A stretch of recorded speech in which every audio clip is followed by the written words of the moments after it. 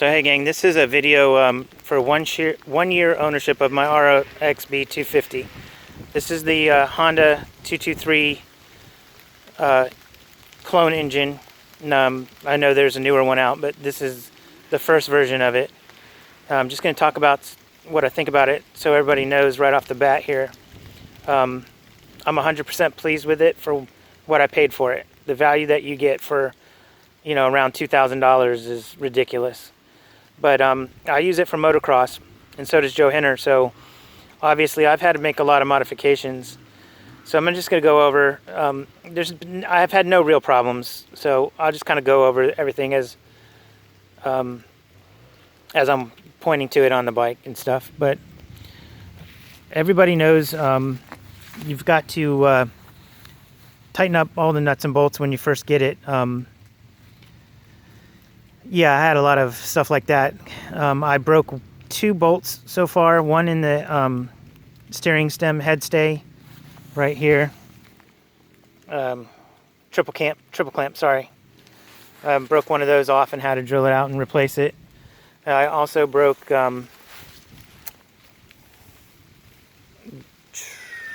one right here on the brake perch and had to drill it out and replace it. Change out the shock oil. I have heavier, this shock and the springs. I've changed the oils out.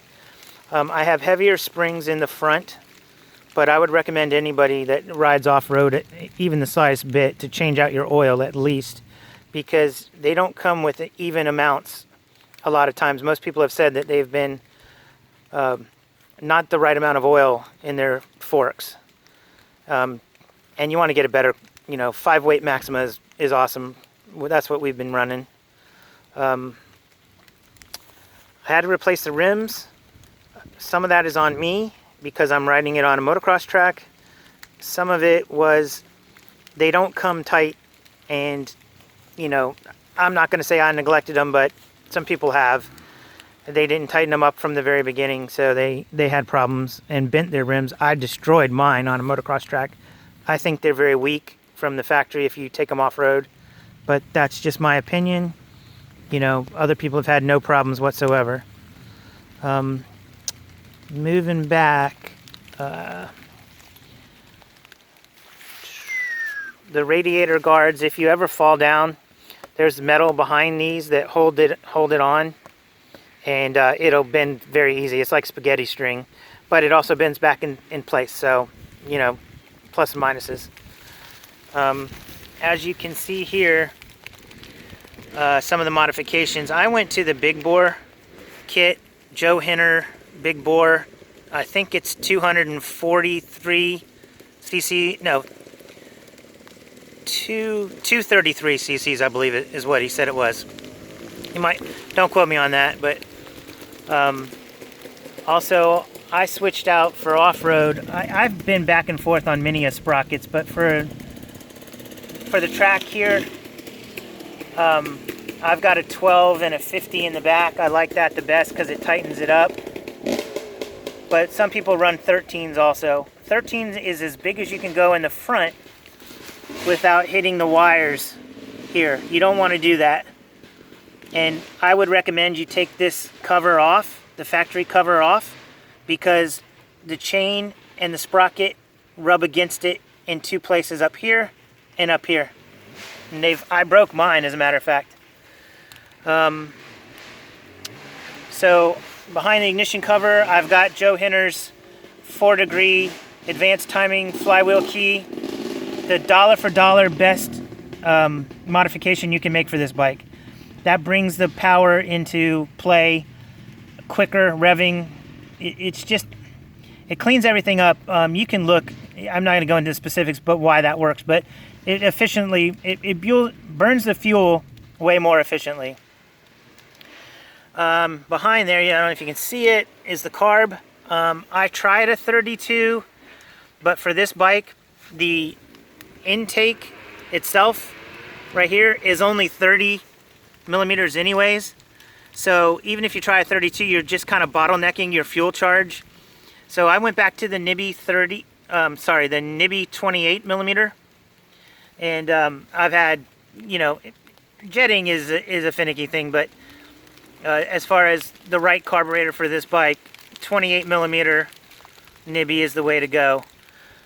Plastics, I have a set at home of KTM 2013 to 2015, but I'm running these until, you know, I break it. I just wanted to have a backup set. The shock, Joe Hinner, I have no problem stock. All this stuff is fine stock, but you know, obviously I made upgrades. Joe Hinner made a modification to change the angle to increase the shock by about almost an inch. And what it does is it changes the geometry of the front forks and the chassis itself so that the rake wasn't raked out so much, so the forks would work better. So you basically raised it up in the back a little bit, pulled in the front forks, and that way they can go up and down more efficiently and almost true. They were raked out so far, as some of you might have known, and for those of you who didn't, I ended up breaking my frame, but that had nothing to do with the bike or the metal or anything like that. That had to do with running soft springs, not having that modification done so that I was raked out too far, and coming up short on some jumps because in the beginning I was really taxing this bike without enough power. So moving back, changed underneath here is the air filter, and the air filter cage I'm running right now is a KTM Husky 2-stroke from the 2015 250 2-stroke. And why I did that is because it doesn't have the metal screen in it, so it will flow a little bit more air and it'll just be better fuel charge going into the engine. Never changed out my shifter. It seems to be fine. I've had no problems. Never changed out my foot pegs. Some people do that. You can change them out with I've heard Honda 250s work pretty good with that. You can get aluminum ones. I did not change out my rear swing arm yet. It's on the list of things to change out. You can save about 3 pounds if you change out your swing arm to an aluminum one. Like I said before, I changed out the chain and sprocket. The rear is a 50. Obviously, I changed out the rims in the back too. Front and rear, I have new rims and spokes.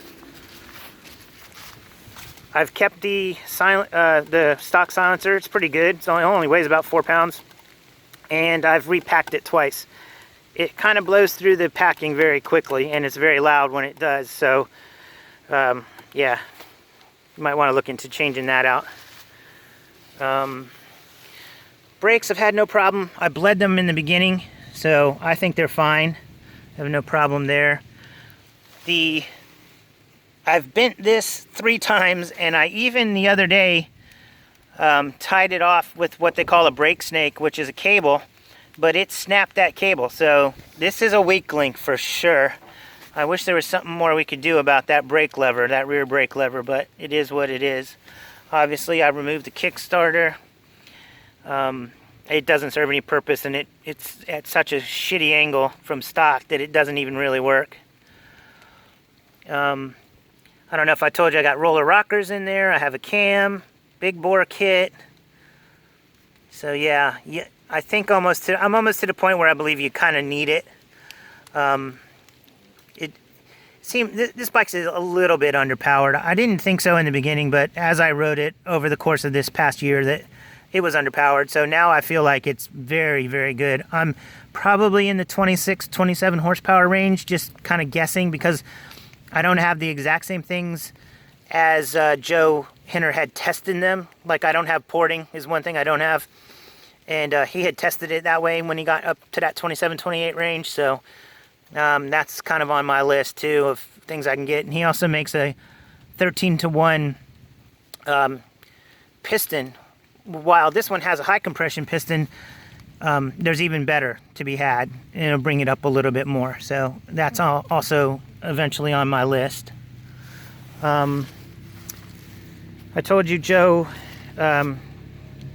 did new springs, heavier springs, because I'm almost 200 pounds now, 195, 198. So I needed springs from the beginning. I should have done that right from the beginning as I used this bike, but I didn't, and it caused, obviously, that's why I say, you know, when the frame broke and I had a little bit of problems there. But now that Joe Hinner has re-welded that frame, it's stronger than it was in the beginning, so not really worried about that ever happening again. Never should have happened in the first place. But I'm testing these out today, the springs. Already they're awesome. I only took it out once so far, but yeah, 100% better with new oil and new springs. Speaking of oil too, when you have someone professionally change it, I changed mine. I made the mistake of not getting it. I left too much air in there. You have to do it a certain way because it's kind of like a twin chamber. You've got to make sure that you get that air out of there, or get the right amount of airspace in there, and I didn't do it. And so I also contributed even more to my problems that I had, which is awesome because you think I know something, and I've learned nothing but the fact that I don't know a lot about these four-strokes. I was a two-stroke guy for years and years and years, and you know, this is new to me, this four-stroke stuff. Absolutely adjust your clutch cable. I've seen a lot of people say they have left these loose, and also lube it. Mine was so bad in the beginning that it was horrible. I took it all the way off and let it get oiled until it drained out the bottom, from the top to the bottom. I had it totally off and lubed up the whole cable. But overall, just getting back to the point, I kind of went everywhere with this thing. And so people question, you know, oh, you can't buy a bike for $2,000. You're kind of right. I've spent maybe like $1,200–1,500 now above the initial purchase price. For me, my initial purchase price was like $2,000, and I paid $150 to have it delivered with a lift gate. And you know, with replacing the rims and the shock stuff, and having the frame have to be shipped off and re-welded, and you know, going over all those power mods that I've told you about, you know, the big bore, the cam, the advanced timing flywheel, everything all in, probably additional 12 to 15, somewhere in that ballpark. I would advise you guys to get tires. Even if you're dual sporting or anything, you can save a lot of weight, and these tires are not the greatest. So I'd advise you to get tires. You can also save about 4 pounds changing to a lithium-ion battery underneath the seat here, and you know where the air filter is. I switched mine out. I think the stock one's almost 5, and the new one was like 1.3, 1.4. So you know, you're almost saving 4 pounds just with that, which is an amazing weight savings, because these bikes are super heavy, and the new ones are even heavier. So I've left stock controls. You know, I like the handlebars. I don't have a problem. I haven't torn my grips or anything yet, so I'm not going to do anything until I destroy them. I've got hand guards. They're not the greatest. These came from Amazon, but you know, they keep the rocks from hitting your knuckles. So overall, I'm totally pleased. I know it doesn't sound it because I've changed so much out, but remember, I did that because of how I initially thought I was going to ride this bike off-road, and that just didn't turn out to be the case. It's so hard to ride off-road here that I go to North Carolina Motorsports Park now and just ride it on the big track when I can. And also another track in Rayford, North Carolina called Dreamville, which is a new one that's opened up. That's a sand track that I think I'm going to be frequenting a lot more. I seem to like that one a little bit better. North Carolina Motorsports Park has very big jumps, and I think it just takes a beating. I take a beating as a 54, soon-to-be 55-year-old. So anyways, I know this has gotten a little bit long. 15 minutes seems to be as long as anybody ever wants to watch one of these. So I'm going to sign off and say, that I'm going to give it, if I had to give it a rating out of 100, I'm going to give this in the high 80s, 85 to 88 satisfaction rating. And that's the only dings I kind of give is the things that I think that they should do is, you know, make sure the rims are tightened. I think they should be better about tightening everything down, the way they ship it, unless you buy it in a box. Now, if you buy it in a box, then that's on you, but I bought mine assembled, and it was still shitty with no grease, and the rims were not that great to start with, and then they didn't tighten them correctly. To be specific, mine were tightened on one side only and not the other, and I missed it, especially the first time I went out riding. I destroyed my front rim for that reason. So anyways, y'all take care, be good, be nice on my Facebook page, please, and I'll catch you next time.